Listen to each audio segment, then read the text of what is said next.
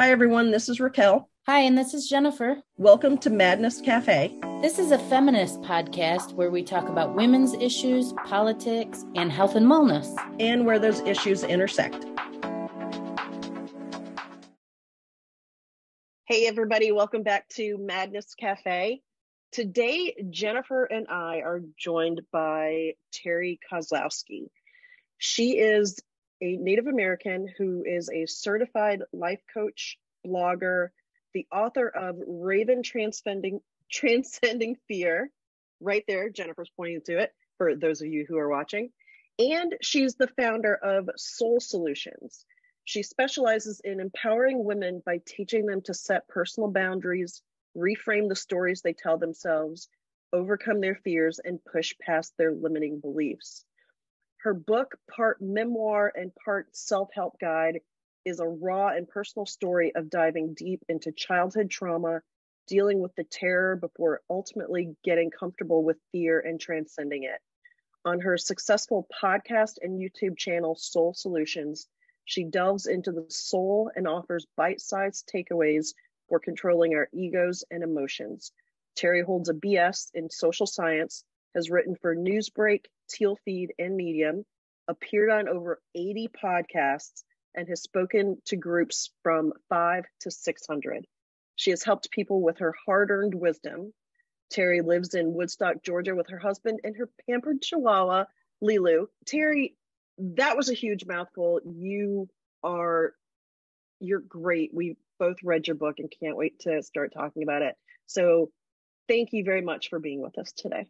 Well, thank you very much for having me. I appreciate you having me on the show and giving me the opportunity, not just to help others, but also to be able to let the world know that overcoming childhood trauma is doable. It is possible. And really and truly, if you've had trauma in your life, that's the goal for your life, is to overcome that.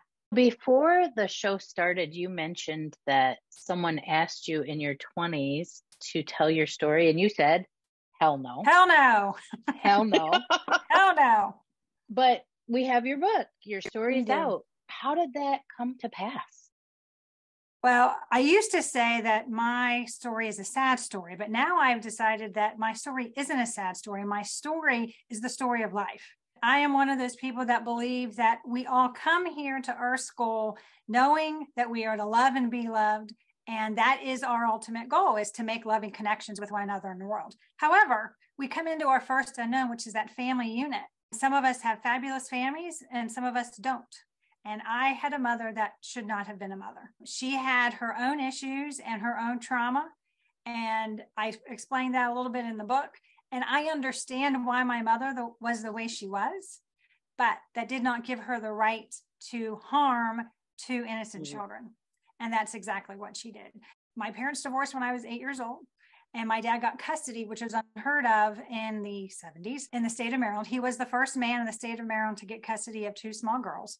Wow. And I always said, wow, until I found out later, and I was in my late 20s when I found this out. My dad told me the reason he got that was because my mother didn't actually show up to court. Oh. And in her mind, she has always believed that she gave us up to my father. And that was how she dealt with not showing up to court. And I'm very thankful that she didn't, because my trauma was a one-time situation as far as the sexual abuse. The fact that she was an alcoholic and a drug addict meant that I had codependency issues and all those wonderful things that happen when you grow up in an alcoholic home. And again, fortunately, my parents divorced when I was 8. My dad and my sister and I went on and moved away from my mother. A year or two afterwards, we hadn't seen my mother at all. She moved to New Mexico and decided that she was going to be sober because now she was in AA. And she asked if we would come for a visit. And the visit was supposed to be for 8 weeks of summer break. We were there for a total of almost 4. And the first 2 weeks were fabulous. And the reality of those 2 weeks was my mother was sober during those first 2 weeks. And those are some of the better memories I have of my mom growing up. Then she started drinking. And when she starts drinking, for me, what happened was I became the mini adult. I was 11 at the time of this visit. My sister is 11 months younger to the day than I am. So she's 10. And I take on the role of mom. I'm taking care of my sister. I'm taking care of my mother. She would bring home a paycheck, and my sister and I would go cash that check and buy groceries and pay the rent. I'm 11. 11-year-old shouldn't know how to do this. So she would drink and pass out, and I'd cover her up. She'd throw up. I'd clean up her vomit. I did all those things that codependent children in alcoholic homes do. One night she was partying really hard. She started inviting people over, and the night in question ends up being, they drugged my sister and she slept for 3 days. I was locking doors. Everybody was passed out. And I woke up with a gag in my mouth and my hands and feet tied. And 3 men raped me while my mother and her best friend watched out of the corner of the room so that she could have drugs. Now, my 11-year-old mind did a miracle thing, which was didn't remember that my mom was in the corner watching for several years. I was a teenager before I realized that occurred, because I was messed up as it was. It would have made things worse had I remembered that. And this is where I have a love-hate relationship with the ego. Our ego is given to us as a defense mechanism to help keep us safe and make sure that we survive. And my ego went into action. From that day forward, all kinds of things, all my defense mechanisms started going into place to help protect me. And that is where a lot of people don't understand when you deal with somebody who's had trauma. My trauma was at the age of 11. That's when I stopped growing.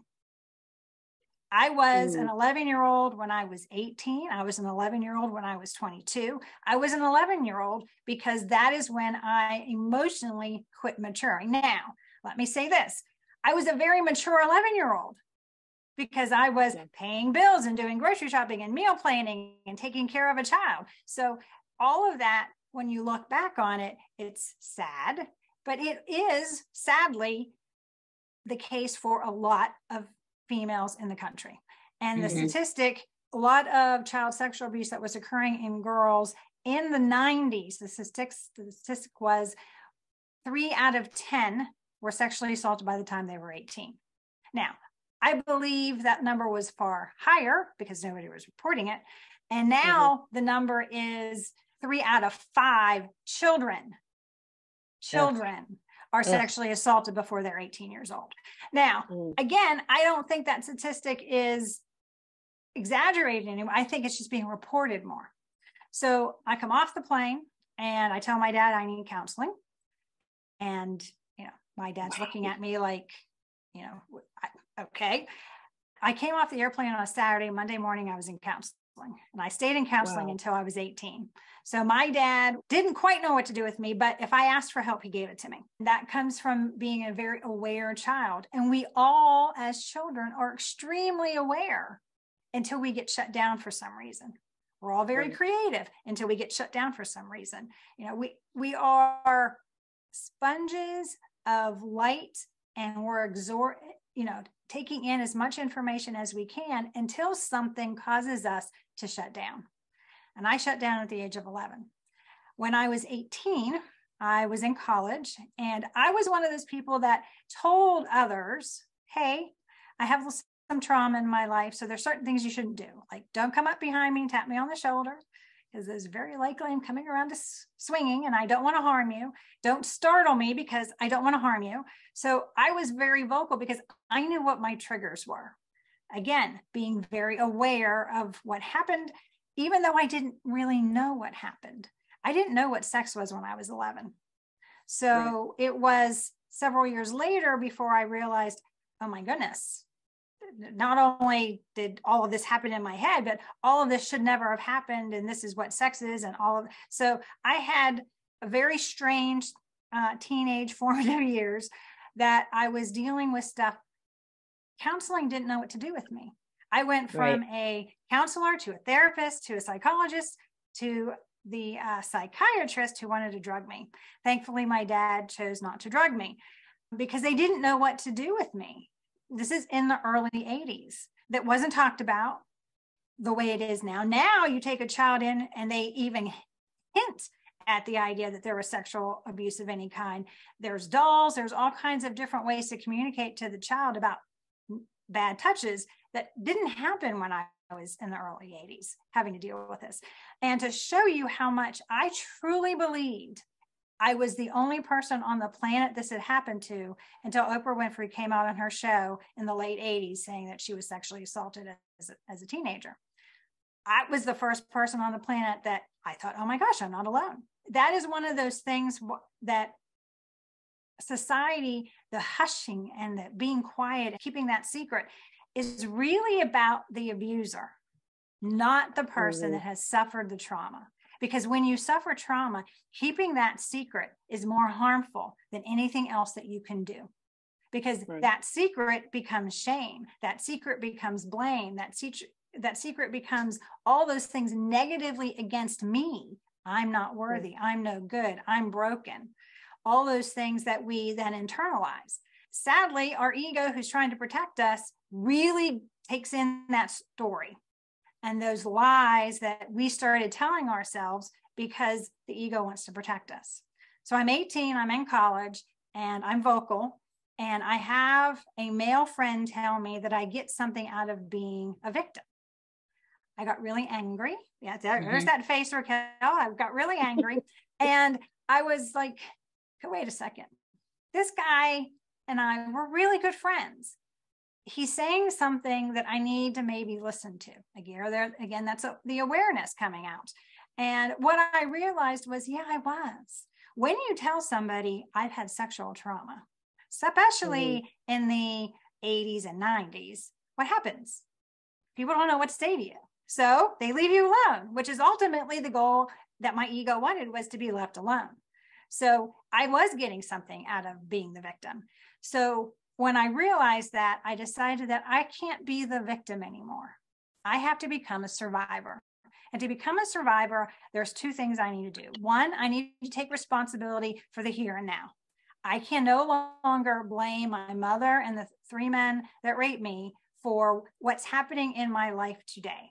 Yes, I may have triggers and I may have things that occur that make me want to react in a negative way because of the past, but that's on me now. I can't point backwards and say, it's my mom's fault, because I was the one reacting. My mom wasn't here telling me to do anything or how to react. I was doing it. So I had to take responsibility for my own actions. And the minute I did that, an unexpected thing occurred. I became empowered. Because the one thing trauma people suffer from is the lack of power. They feel their power was taken away. But the moment I took responsibility for my life and how I was going to react and move forward was the moment I regained my power. And when you empower yourself to respond in a different way than how you've been reacting to in the past, is a huge way to lift yourself up and decide that you are now in control of your life. And my mother was no longer controlling anything I was doing, because really and truly she wasn't in my life. And as I say in the book, she and I did not have a relationship.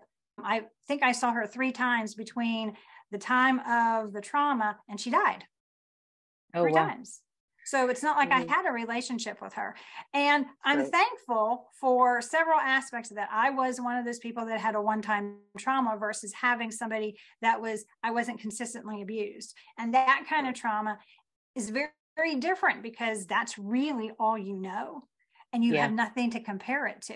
When you are grown and out of that environment, you kind of are not quite sure how to deal with things. I got out of the trauma and then was in therapy and had places to go and had safety mechanisms in place. And those people who have long-term trauma within a family unit don't, because your family is the enemy, which is really, really sad. I never thought of my mother as the enemy. I thought of my mother as somebody that was in pain and never was able to rise above her pain to help me and to actually love me. Because I really think that a lot of times people that have trauma get too stuck in their pain to actually really love anybody else, because they're so concerned about protecting themselves. Now, when you said that you took responsibility for your own life to get empowered, just to clarify, that doesn't mean you took responsibility for the abuse against you. Nope. It was not my fault. It was never my fault. I didn't do anything to instigate it. I didn't do anything wrong. And there's nobody that's had trauma. None of that is your fault. What I was doing at that point was taking responsibility for how I respond. I was no longer going to say, hey, I was sexually traumatized, therefore, you have to be careful with me. No, I was being responsible for how I was going to interact with other people in the world moving forward. I wasn't going to stay stuck in the past. And that's one of the things that I did for a long time is I believe depression is your focus is on the past. And if your focus is on the past, you're going to be depressed because you can't change the past. There's nothing about the past you can change. And living there and suffering there is then something you do to yourself.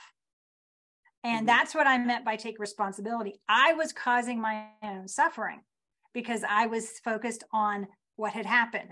I was focused on why did this happen?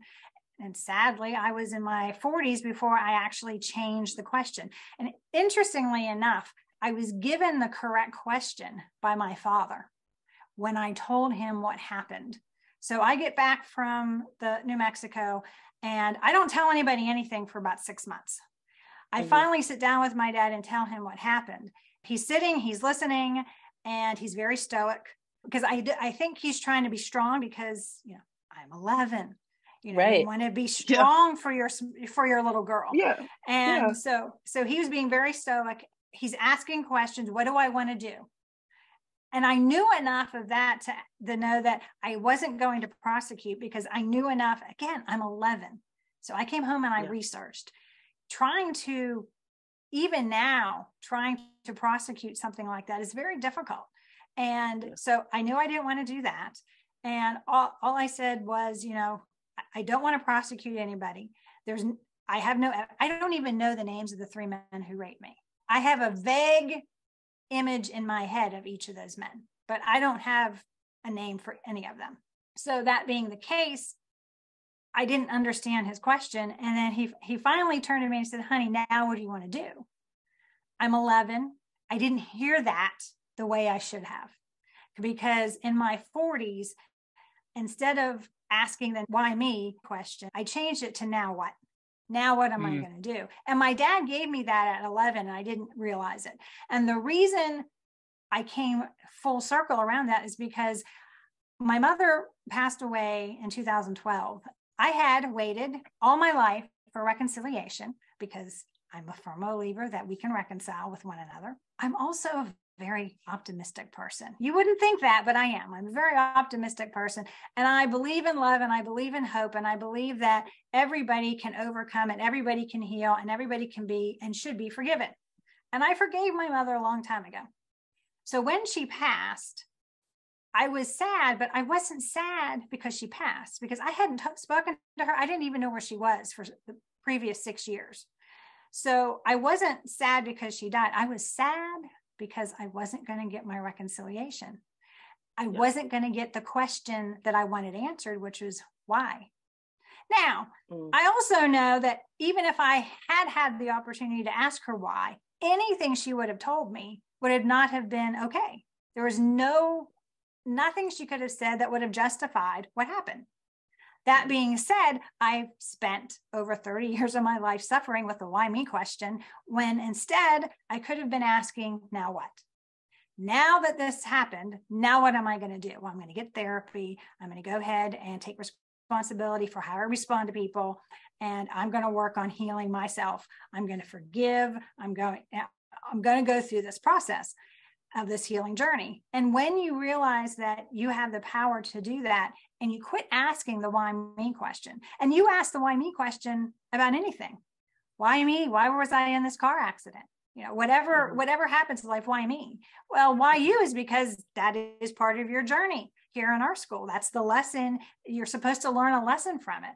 Whether or not you do is up to you. And that is where your awareness and your authenticity comes through. What is the lesson that you learned from being sexually abused at 11? The lesson I learned was that being able to forgive others and being able to heal myself meant that the amount, we talked about statistics, there are more people in this world that need my help. Right. And that is what I'm here to do. That's my purpose, is to take what I learned from my abuse and turn it around and help other people overcome what happened to them. That's why I wrote the book. Now, we talked about a little bit, I was asked in my 20s to write my book, and I said, hell no. No. I didn't. And then the summer I turned 50 years old, I became pregnant with the book. What I mean by that is, when you become pregnant, it's not, I think I'm pregnant or I'm a little pregnant. You're pregnant. And Right. I spent literally 9 months where I sat at my computer and typed the book. The book is only about 52,000 words. I wrote 170,000 words. And then I edited and I wrote the book in 9 months, and it was an outpouring of my soul into the computer. The editing process took 18 months. The reason the editing process took so long was twofold. One, a lot of what I wrote was for me. Yes. And for me to realize the lessons I had already learned. And in learning those lessons and realizing, oh yeah, that's when that happened. Oh, that's when I went ahead and forgave my mother, the first process. Because I think forgiving somebody for that much damage and that much harm to you, because, there was the sexual trauma, but there was also the alcoholism. There was also the codependency. There was also the fact that even as an adult, she would call me in a drunken stupor and start swearing and blaming me for her divorce, for her alcoholism. I got the blame for everything. And it started when I was 13 that she started blaming me. And it wasn't until in my 30s, I was like, it's not my fault. You did these things to yourself. You consistently open up that bottle of alcohol and drink. I don't have any part of that. I don't buy it. I don't encourage it. So you need to take responsibility for your life. So when I was going through that process, there was the initial healing and forgiving for the actual trauma. Then there's the healing for the things that happened when I was a child. And then there was consistent healing every time I spoke to her and there was an incident. Right. Until I finally learned to put up those personal boundaries. And I have to tell you, putting up that personal boundary with my mother, and what it was, Mom, if you're drinking, I can't talk to you. Yeah. And the first time she called me, because that those people are gonna try to push those boundaries.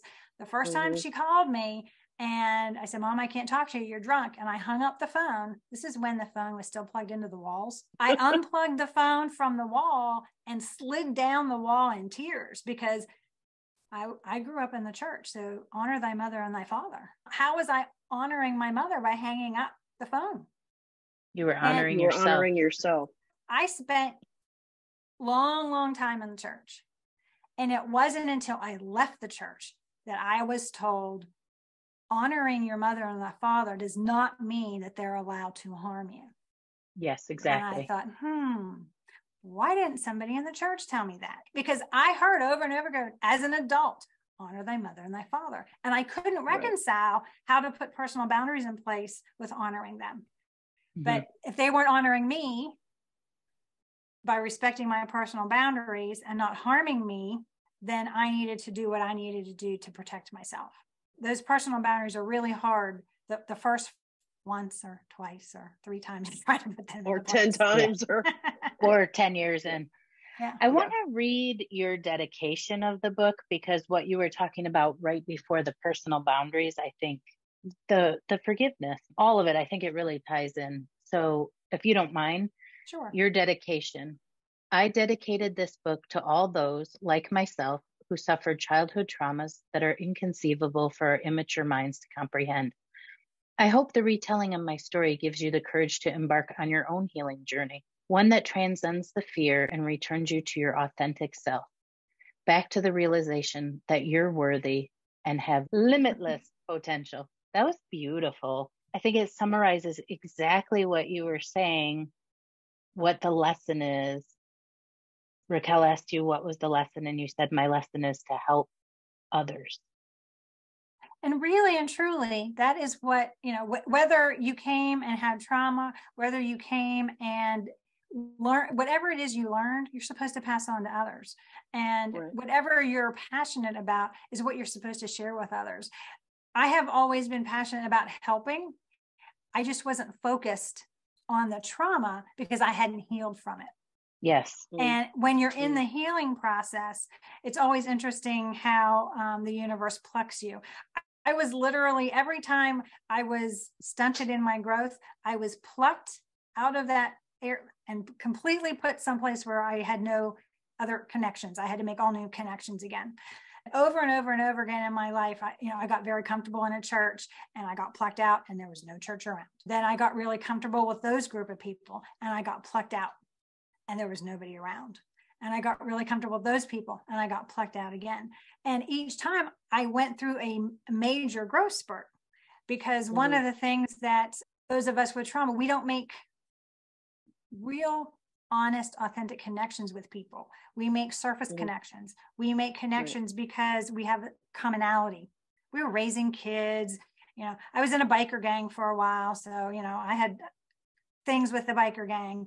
When I had kids, the boys were in scouting. So I was very involved in scouting. So we make those connections. But if you look, when your kids are grown, are you still friends with those people that your kids were friends with?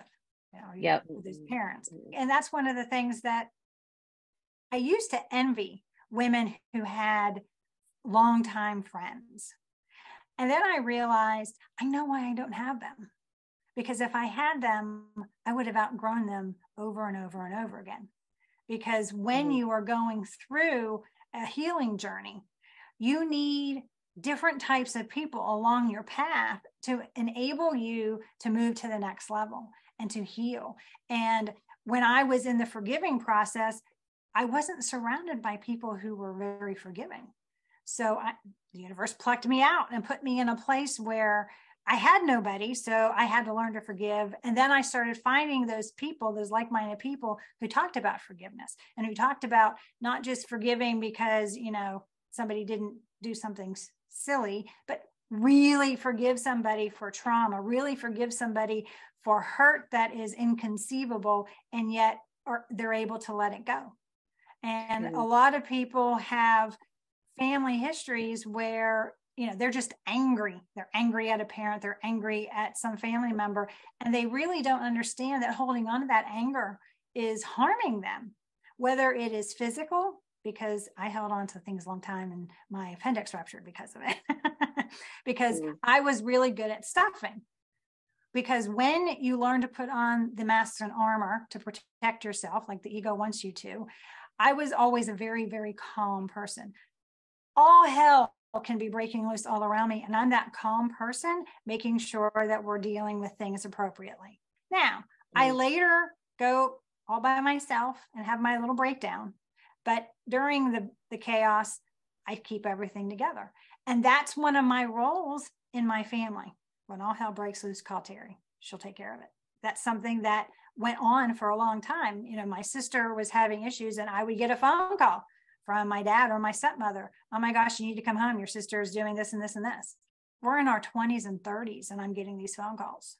It wasn't my responsibility anymore. That was the role. And that's something that when we're in a family unit, we have these roles that we have to break out of.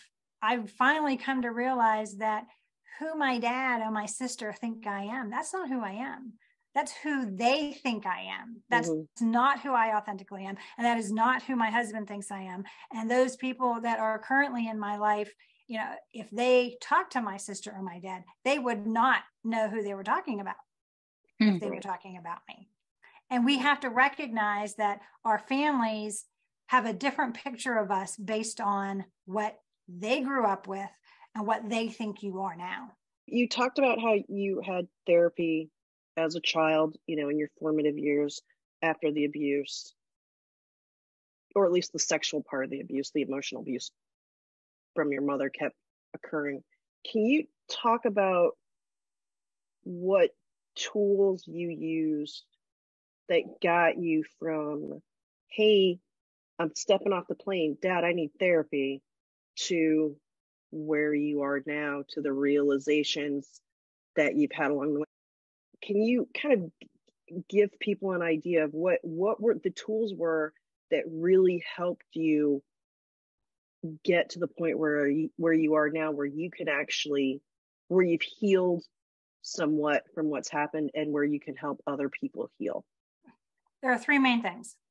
One is, I talked briefly about being in depression, and I was depressed because I was looking at the past for about 10 years.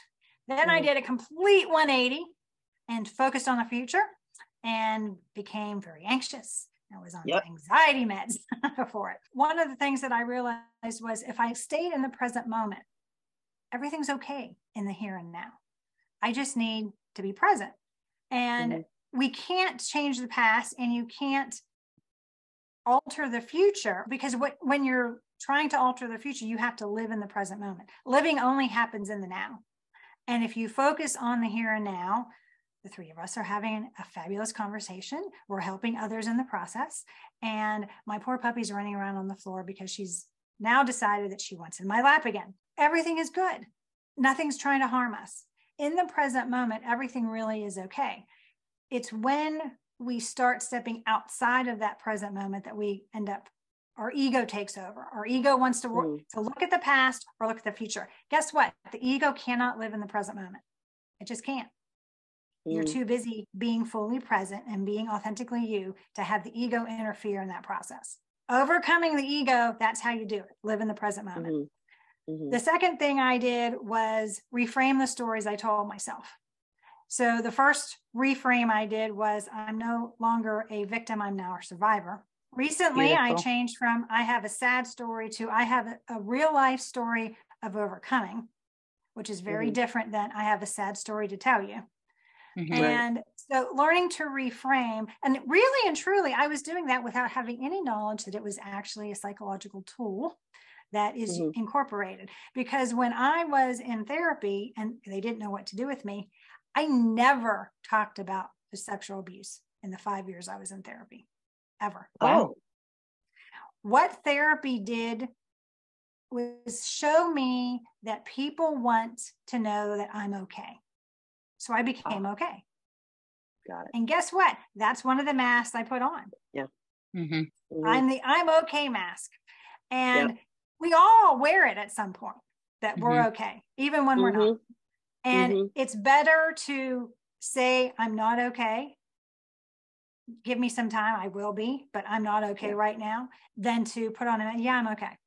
So in reframing the stories I told myself, some of it is looking back at those times where I was a child and remembering things in a different way. So I would ask my sister about different memories that she had when we were children, and she remembered things differently than I did. Of course she did. She had a different experience. She had an older sister that was protecting her. So a lot of times in reframing those stories, it's just making sure that it's not focused all on the negativity, that I see the positive aspects of those situations. Like I said, the first 2 weeks of the visit with my mother were fabulous. And I've had 2 other visits with her after the trauma that were nice visits. And so when I choose to remember my mother, that's what I choose to remember. Instead of focusing on the negativity and focusing on the alcoholism, I focused on the times where she was sober in my presence. I made sure she got to meet her grandson. Only happened once. And she was sober for maybe 36 hours before she started drinking again. And as soon as she started drinking, I left. It's making sure that you learn to tell yourself a different narrative about not changing the truth. You're still maintaining the truth, but you're stating it in a different way. So again, I am not a victim of childhood trauma. I am a survivor of childhood trauma. Changing that narrative does a switch in your head as well. Your perspective alters from being negative to being semi-positive, or at least moving in that direction. So that's number 2. The third thing is forgiveness. And the reason forgiveness is so important is if you don't forgive, you hold on to things that you shouldn't. You hold on to the anger, you hold on to the shame, you hold on to a lot of the feelings that you stuffed. When you stuff feelings, they have to come out at some point. They don't stay stuffed forever. And whether they come out as you cry for 3 days, or you have to punch a pillow, for an hour or so. Or for me, I stuffed and had such stomach issues that it finally erupted in the fact that I had appendicitis. And see, I'm so good at stuffing at that point. I knew something was wrong, and I'm pressing on my side. As long as I press here, it doesn't hurt. And, Yeah, and you're clear fine. classic sign. I'm fine. And I agreed to the doctor. And as soon as the doctor saw me and touched my side, immediately sent me off to the ER. Of course, they want to do tests. And while I'm getting a CAT scan, they go ahead and my appendix ruptures while I'm having the CAT scan. So they have beautiful pictures of my appendix rupturing. Now, up until then, I am not signed into the hospital or anything. Legally, they aren't responsible for me. I get out of this CAT scan machine and I'm curled up in a ball. They're telling me I need to go upstairs to sign in. And the second I sign in, a wheelchair is underneath me. They whisk me away. And I have vague memories of what happened after that. But because I was stuffing, I was okay. After my appendix ruptured, I had peritonitis. I almost died. Through all of that, there's another lesson there. I have to feel. I don't have to hold on to what I feel, but I have to feel it and let it go. Feel it and let it go. Feelings, emotions are not negative. They are. Yeah. They are. Our ego determines if they're positive or negative. But feelings are. If somebody pats you on the back, does it feel nice? Well, that depends. Do you have a healing scar there, a scab there that they're actually scratching, that technically that rubbing is not feeling good, but actually harming you? Perspective. And perspective matters. So feelings are something that need to be felt and then released. If you hold on to a feeling, whether it's happy or sad, a positive or negative feeling, you're deluding yourself for a period of time. That time that you felt sad was for a period of time. Grief is a little different, because grief, and when you have trauma, you do have grief, because you grieve the loss of the relationship you want, loss of the love that you feel you should have that you're not getting. So there's a lot of grieving when you have trauma. And grief is a little different, because grief is something to be worked through, not something that you just feel and let go. Because grief kind of stays with you, but you have to feel it. And as it stays with you, you have to release it a little bit and find a way to navigate grief differently. When my mother died, my sister was grieving because my mother had passed. I wasn't grieving for that reason, but I understood that she was. And she said, she called me, she said, I don't know if I should talk to you about this. I said, why not? Who else are you going to talk to? Who else is going to understand that you lost your mother? I mean, I understand that. But for me, I lost my mother when I was a teenager. I had this other figure that was supposed to be a matronly figure in my life, and that was supposed to love and care for me. But in my opinion, she didn't. Part of the forgiveness process concerning my mother was forgiving her for not being what I wanted. Yeah, that's a big huge one in general, not just for me and my mother, but we need to forgive other people for not being who we want them to be. They are here to be their authentic selves. And if you want them to be something else, that's not loving on your part. That's not loving at all. That's not acceptance on your part. And if you want to be loved and accepted, you have to love and accept others as they are. In my mid 40s is when I learned to love and accept my mother as she was, flaws and all. And she had a lot of them. That is such a tough thing. There's a couple concepts I'm struggling a little bit with. One is the concept of forgiveness, because I think a lot of times in society, we equate forgiveness with, okay, whatever you did is fine. No, it's not about absolution. So let me get that one cleared up real fast. Forgiveness isn't about telling the other person anything. You don't ever have to say to the other person, you forgive them. Okay. Now, I did with my mother, but I did it for a reason. But most of the time, it's about making sure that you let go of that particular past, that particular hurt, that you're releasing it back into the universe. Yes, it happened, but it's not going to chain me and make me attached negatively to the past. And me not forgiving my mother was negatively attaching me to her and the trauma. In forgiving my mother, it released that negative attachment of me looking back at the trauma on a consistent, regular basis. I didn't have to tell her I forgave her. She never said she was sorry to me. It's really about making sure that it's not absolution. It's not saying what you did is okay. It is saying that whether I understand or not, your actions are no longer going to affect me moving forward. That's what I mean by forgiveness. Can you let go without forgiving? It's really, really hard. And the reason I say it's really, really, because I tried to do that for a long time, and I couldn't do it because when you have unforgiveness, it keeps pulling you back. The ego keeps reminding you of it. And when other people do something similar, it triggers it. Yeah. And I don't want to be triggered. I want to live my life not being triggered. So if forgiveness releases me from that negativity, it releases me from that trigger, I'm no longer going to be triggered by that similar event, because the ego is always making sometimes irrational, but sometimes very succinct connections between our past and what's currently happening in our life. That's its job. Its job is to look at what's going on now. Do we need to protect you because it's similar to anything that happened in the past? And it will start making those connections and trigger you.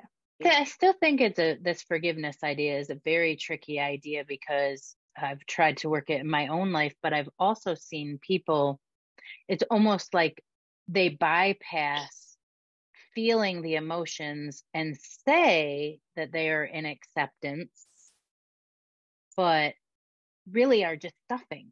Correct. Because we can easily say, I forgive, but what does that really mean in the body? And what does it really feel in the body? From your heart, what's happening is there's a huge release. When you have unforgiveness, it's a weight on your heart. Yes. Because your soul and your heart are not meant to hate, not meant to dislike. Your heart is meant to love everybody and everybody and everything on the planet. You are meant to love. So when you have unforgiveness in your heart, you can't love that person, period. Right. You just can't. And if we are to love one another, that is something that we have to learn to do, is to forgive. And again, forgiveness isn't about absolution. It's not saying that what happened is okay.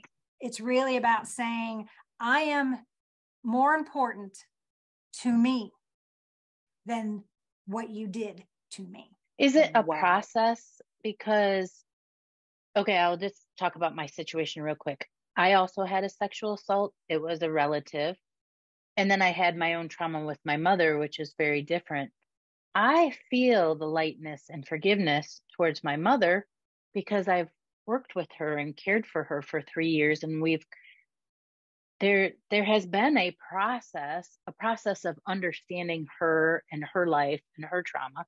For the person who abused me, I don't know any of that, and I don't feel any connection. And I do feel this, hate's such a strong word. I don't really hate anybody, but I feel this tremendous dislike towards this person. So I know that weighs on my heart, but I don't know how to get to forgiveness on that.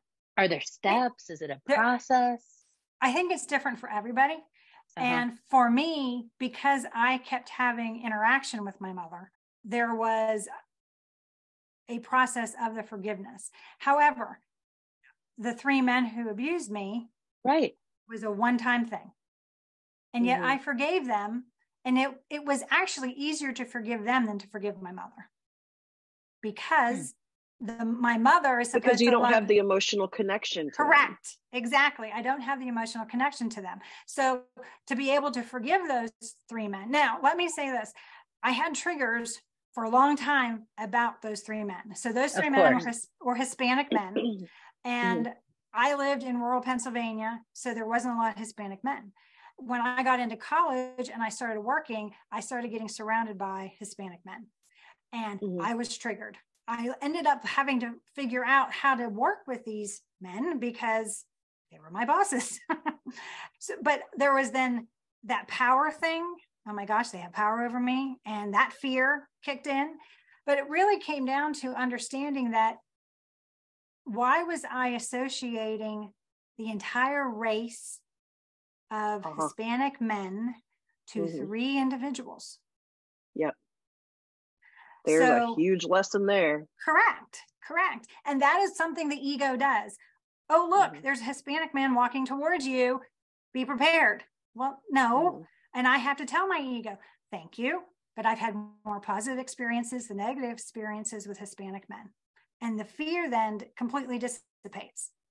So, Jennifer, my question to you is, what about your abuser is still triggering you today? Because there's some association that you still make, that your ego still makes, that doesn't allow you to release that. It's an interesting question, which I'll have to ponder. But the first thing that comes to mind is that I didn't really remember it until just recently. So like my issues with my mom, I've been working on for years and years and years. And a lot of that was like understanding her childhood and what it was like to be raised by her mother and the different things that she faced. And so as a growing adult woman, I identified with her as an adult woman, and I have empathy for that. For my abuser, some of it is a shock to my system because I've just remembered. And the other part is that I was in my home and I thought I was safe. So it's also a triggering thing of my safety. Okay, so let's go back to the safety thing because I really identify with that. Because if your mother's not going to protect you, who on the planet is going to? Yes. Okay. So I get the safety thing. So in Maslow's hierarchy of needs, the first one is survival, which is going to be food and clothing and all of that. The second one is safety. I had no safety. So for me, fear, which is where Raven Transcending Fear comes from, fear was my number one issue. Motivator. And not motivator, because I don't like the word motivate. It was the number one issue I had to overcome in order for me to heal, was to make sure that I was always safe. If I'm responsible for my safety, and that's all I care about is being safe, I can't grow. Yes. Okay. So I spent, until I met my current husband 25 years ago, I didn't grow because I wasn't safe.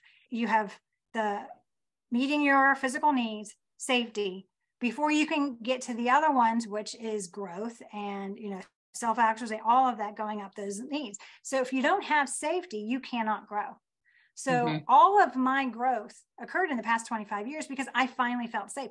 And interestingly enough, when I met my current husband, I felt really strange. And I didn't know what that feeling was. And I sat and I thought about it and I journaled about it. And I went, oh my gosh, I feel safe when he's around. One of the things that he teases me about now is how clingy I was. You don't understand. I was feeling safe and I didn't want that feeling to leave. So I always was hanging around. Just let me be in your presence. That's all. I'm safe here.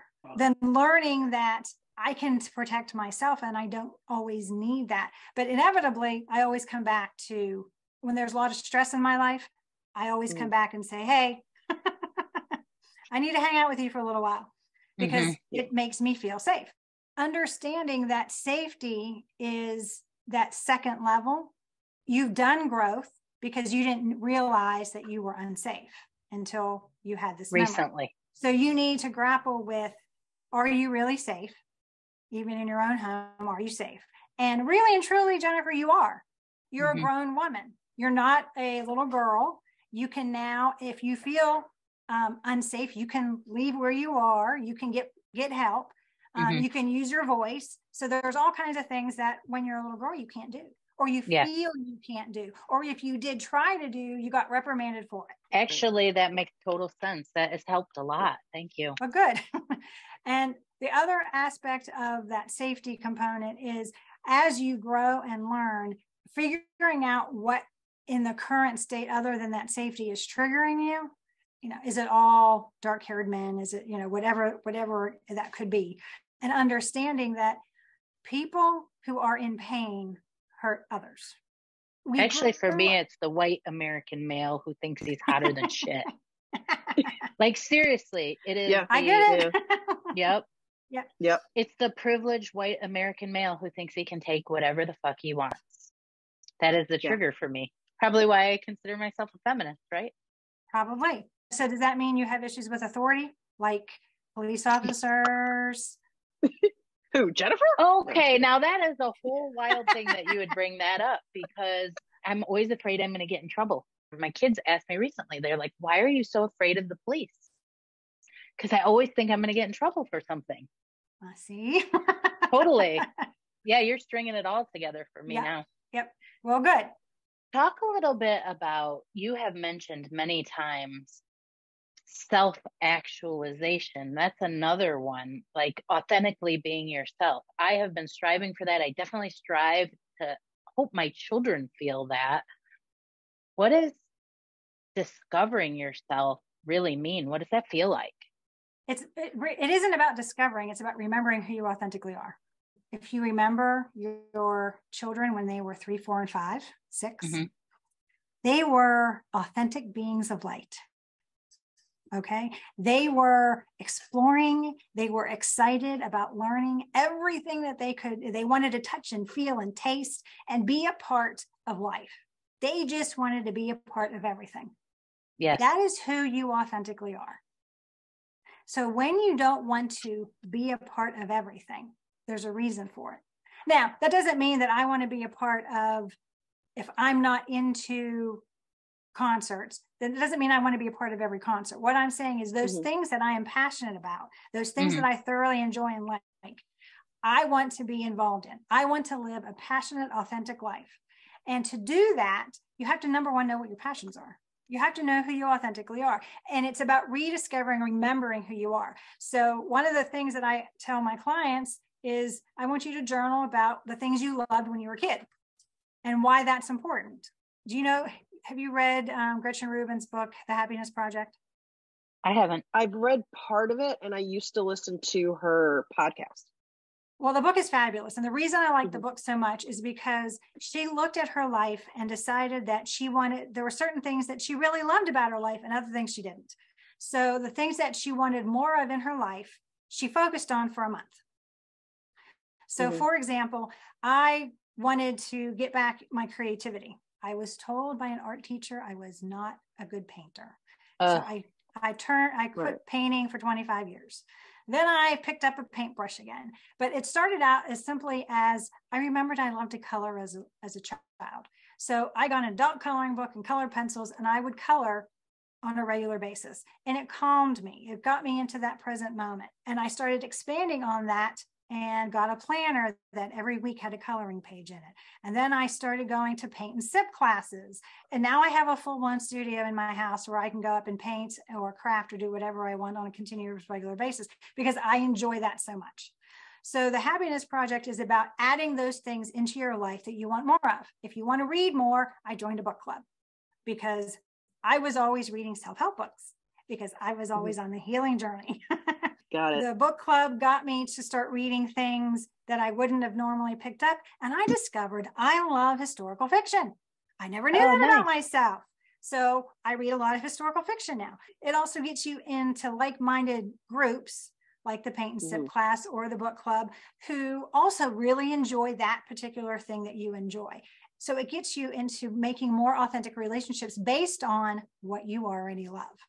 So the Happiness Project is how I started investigating what I was passionate about. And on most days, there's very little I don't like about my life. One of the things that you talked about the masks and the armor that we put on, because, a lot of people that have had trauma think that they're broken or that they're not whole. The reality is that's not true. You are always whole and you're never broken. The issue is the masks and armor that you hide behind, only part of your light is shining through. and you feel fragmented. That brokenness you feel is not brokenness, it's fragmentation of who you authentically are. And only by taking off the mask and armor can you truly shine. Do you see that over the course, and you should watch the video, see how much redder my cheeks are now than at the beginning? Yeah. That is because I am glowing because I am in my element. This is what I'm passionate about. And the more my light shines, the more you see it. I want to step back a little bit to forgiveness, because my question about forgiveness, I think, also ties to the being fully actualized part of this conversation. Is forgiveness necessary in order to overcome limiting beliefs? Yes. Do you know why? There you go. You got it. No. I don't. Okay, can you give me an example so that I can be very specific for you? Okay, well, now it's my turn in the therapist chair. Okay, so I have had a just crappy to non-existent relationship with my dad. My parents had a really messy divorce, blah, blah, blah, blah, blah. I had no relationship really with my dad, and neither did my brother really. Like, our dad was not a part of our growing up. He was not a presence other than just sort of this like negative, nebulous, whatever. And so when you were talking about, that you had said goodbye to your mother years prior, blah, blah, I felt the same way when our dad died in 2008. I was like, why am I crying? Why am I said goodbye to this man like decades before? Like, what am I crying about? Right. And I thought I'd let it go. I don't hate him anymore, blah, blah, blah. But have I forgiven my dad for being a jackass? No, I have not. I also struggle with limiting beliefs. Once I got to a certain, like, I've always had body dysmorphia. That's been a huge thing. Even when I look back at pictures, I was thin growing up, and I was thin up into my 30s, and then gained a lot of weight, lost it, then gained all of it plus more. And so that's where I am now. And I'm trying to get my head around, if I don't figure out what is at the core of this, then either I'm not going to lose the weight, or if I do lose it, I'm not going to keep it off. And for me, at this point in my life, it's about me being healthy. I mean, yeah, I want to look hot, but it's also, it's also about, I need to be healthy again. I need to get back to me. Hear you talk about all this, I'm like, oh hell, I'm gonna have to work on forgiving my dad for being an asshole. I have several things. But my first question to you is, you said your dad died in 2008. Yeah. When did you start having the weight issues? Hold on. How old would I have been in 2008? 28, 30. No, wait, 38. Oh shit. Maybe right. My point. There you go. My point. Oh my God, I can't believe I didn't realize. Of course you wouldn't. Of course you wouldn't. So let me say a couple of things. The number one relationship to any girl is her father. End of story. We all know that. And as women, if we have daughters, and I don't, I have a stepdaughter, but I know that my husband's relationship with her growing up was paramount in forming who she is today. My dad, because he was absolutely giving to me when I needed him to be giving, was very important to me in making sure that I was able to even consider trusting men in the first place. Okay. Yep. So this is all making so much sense. My question to you is, the little girl in you still wants her daddy. The little girl in you still wants that relationship with who your adult mind is saying is a bad guy. But that's not who the little girl in you. He was objectively a bad guy when I was a kid too. He was an asshole. Okay. But that doesn't mean you as a little girl didn't want to have a relationship with him. You didn't want to love him, and he didn't want to love you. And that's my point, is that the little girl in you has to reconcile with who the adult you are now is. And what I mean by that is that little girl has to forgive her dad for not being the dad she needed or wanted. That's what it comes down to. You have to give up the idea that he could have been any different than what he was. Because whatever his past was formed who he was and how he associated and dealt with you. Just like when I became pregnant, I was terrified because I was codependent. I knew I was codependent. I knew I had these major issues in my life, and I did not want to pass this on down to my son. I mean, I found out I was pregnant and started the Codependency No More, did the workbook, did all those things. And I needed extra time because my son wasn't born until 10 months. Literally, he was 3.5 weeks late. So I could finish my Codependency No More workbook. To tell you how to the core my fear was, my main issue was abandonment, because what I didn't say in the interview, but is in the book, is that my mother literally threw my sister and I out on the streets of Albuquerque, New Mexico when I was 11 years old. And I had to figure out how to get my sister and I back to Pennsylvania because of that abandonment issue with my mother. You know, she abandoned me physically, then literally on her deathbed, she abandoned me again because she told the people in the hospital that she had no family. She had no children. So that abandonment issue was core. I have natural childbirth. They throw my son up on my chest, and I look down at him, and the first thought I have is, he's going to leave me. That's my first thought the first time I saw my son. Now, he's supposed to leave me. Right. You know, I don't want a 30-year-old living at my house anymore. He's supposed to leave me. So, but that tells you the core of those things that happen to us when we're a child, that when we don't overcome them, how they linger in ways that they shouldn't linger. And for you, Raquel, the little girl not forgiving her dad for not being who she wanted him to be, who she needed him to be, is what's holding you back from you actually being the healthy woman that you can be. Wow.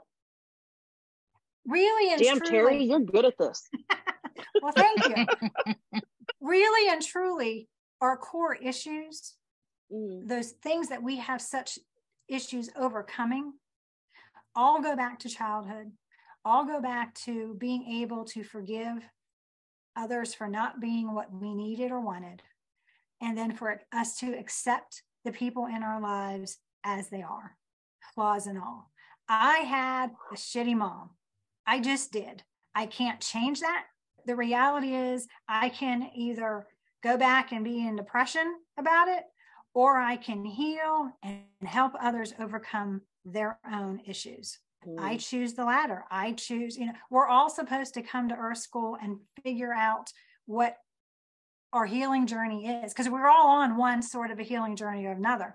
And I truly think that when we talk about awakening and becoming our authentic selves, there is a great awakening that's occurring across the globe. There's more people being more aware. There's more people talking about the pain and suffering that they had growing up, and the pains and suffering that they have in dealing with their issues.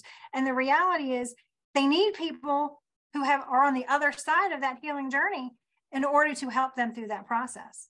That's what I'm here for. I'm on the other side. I know I'm healed. And the reason I know I'm healed, and I get asked this really quite a bit now, New Mexico has been that place where all that trauma occurred. And I went back once when my son was 18 months old to meet my mother. Hadn't been back since. And my husband started talking about wanting to move there. And I'm looking at him like, wow, I don't know about that. Let's try maybe going on vacation there. Let's just take a trip there and see. And we're driving. And part of the driving was for me to feel like I'm getting closer and see how I'm feeling. Ease into it. And we get to the New Mexico border and I'm fine. I'm doing well. And then I see that first Albuquerque sign, Albuquerque 40 miles away. And I'm seeing that, and this utter peace comes over me. it's never about the place that the abuse occurred. It's the memory that we associate with the place. So for me, I had completely healed because I had no negative memory of Albuquerque. None. There's a place outside of Santa Fe called Las Vegas, New Mexico. I want to retire there because it's beautiful. And more importantly, we've been married for 25 years. We renewed our vows on the banks of the Rio Grande River in Taos, New Mexico last year. This year, we're going up to the New Chaco Canyon and the Four Corners. So we're exploring the state. But interestingly, when I'm there, I feel like I'm home. I feel an utter peace over my heart that this is where I'm supposed to be. If you would have told me that 5 years ago, I'd have said, you're crazy. But again, the universe is a fabulous place for us to heal. This is where we're supposed to come to Earth School and learn our lessons. And our lessons are always about healing, and then in return, helping others heal as well. Terri, I'm speechless. I do that to people. I've known to do that for people. So let me say this as a closing. One of the things that my job as a coach is that I'm only here to give you a different perspective. I'm not doing the healing work. You have to do the healing work. I'm here to give you a different perspective. I'm here to maybe connect some dots like I did with Raquel today, because we are so close to our pain that we don't take a step back and look at the bigger picture. What is the lesson I'm supposed to learn here? Because we're feeling the pain. And when we feel the pain, we're so consumed by it that we don't necessarily see the bigger picture and see what's the lesson.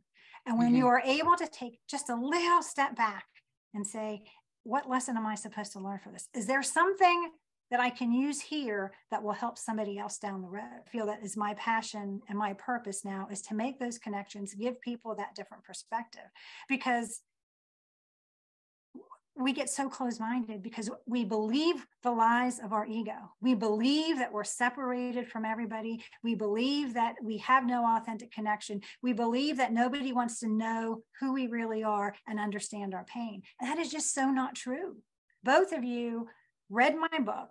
So thank you. Both of you read my book and then reached out, and we had this in-depth conversation where you were both open to hear my perspective on your own personal issues and traumas. That's exactly what my book is meant to do. It was meant to open lines of communications, take down the barriers that the ego puts in front of us to make those authentic connections with others. Because those authentic connections is how we heal. We don't heal in a vacuum. We can't heal in a vacuum because it takes other people loving us despite our flaws, despite our traumas, despite our shame and guilt and all those things that the ego puts upon us. Despite all that, it's that love that actually is the healing balm for ourselves to move forward. The Course in Miracles is one of the things I go back to all the time. And the guiding principle in it is people are either loving or they're crying out for love. And if you've had trauma, that's a cry out for love. Somebody was crying out for love and they didn't know how to express it. So what you're seeing is their pain in action. Anger is pain in action. Anger is an acceptable pain in action because everybody gets angry and it's okay. It's okay. He just got mad, and that's okay. So there are acceptable forms of anger and pain that get shown, but other forms of pain are shut away because we're ashamed of it or we don't want to talk about it. And the second that we release that secret and share it with somebody else, part of us immediately heals in that sharing process because it's no longer a secret. It's no longer being hidden away, and that shame melts. Well, your words are beautiful on the podcast, but also in your book. Your words are beautiful. Thank you for sharing them with us. And thank you for writing this book. For everybody who's listening or watching, go buy Terri's book and read it. Just do it. It'll have an impact on you that maybe you don't realize it's coming. Like, the book starts out with Terri, with your sexual abuse and, starting the book, I thought, oh, I can't relate to this. What am I going to get out of this? Right. No, I know. But I was like, what am I going to get? How am I going to relate to this? Right. I mean, just, that tiny little thought, but the journey that you went on, that's where the connection was. Correct. For me. Anybody who is like, oh, maybe this book isn't for me, read the book. Everybody's on a journey, and this journey it'll touch you. My story is one that people go and they're shocked, but they're shocked because it's about my mother. And really and truly, the reason I put that part of the book near the beginning, chapter 2, is because I want you to get over that. And I want you to actually see the healing journey, because the healing journey is really the heart of the book and really the purpose for writing the book. And being able to make a connection. I wasn't conscious when I wrote the book. It was after it, and it was in the editing process that I became very aware that I was going to grab a whole lot of people with empathy and compassion in chapter 2. And then I would have that connection that they would open up their heart just a little to hear and be open to the rest of the journey. Mm-hmm. Originally, I didn't have that particular chapter at the beginning of the book. It was much later. Actually, it was complete. I really rearranged the entire book so that the healing journey became the story versus the fact that, you can overcome childhood trauma. Terri, thank you so much for being with us today. My pleasure.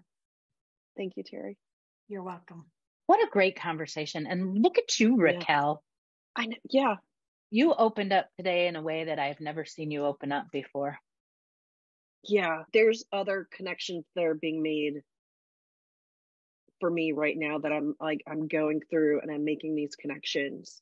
Yeah. Just, oh my God, so much, especially, around everything with my dad. Aside from all that, because that's all incredibly profound for me, and I'm going to take some time to process this. Of course. One thing that stands out for me, besides my own personal part of this conversation, is that our conversation, and I don't think that we consciously structured it this way, but our conversation today followed the structure of the book, where we start out talking about her abuse, and that was just a small part of our conversation. And then it arced into the journey and the healing and her helping people, her helping us, her helping anybody else who's listening to this. We didn't go into this thinking, okay, this is what we're going to do. We're going to make this follow the structure of the book. No, it was a natural flow, because that experience that happened to her, it's only a part of her story. It's a small part of her story. The most important part, the most interesting part, is the journey and who she is now. Absolutely. Well done, my friend. Well done. Well done, Jennifer. Thanks everyone for listening today. We will be back with more Madness Cafe next week. You can find us on Instagram at Madness Cafe Podcast, or email us at madnesscafepodcast@gmail.com. Bye.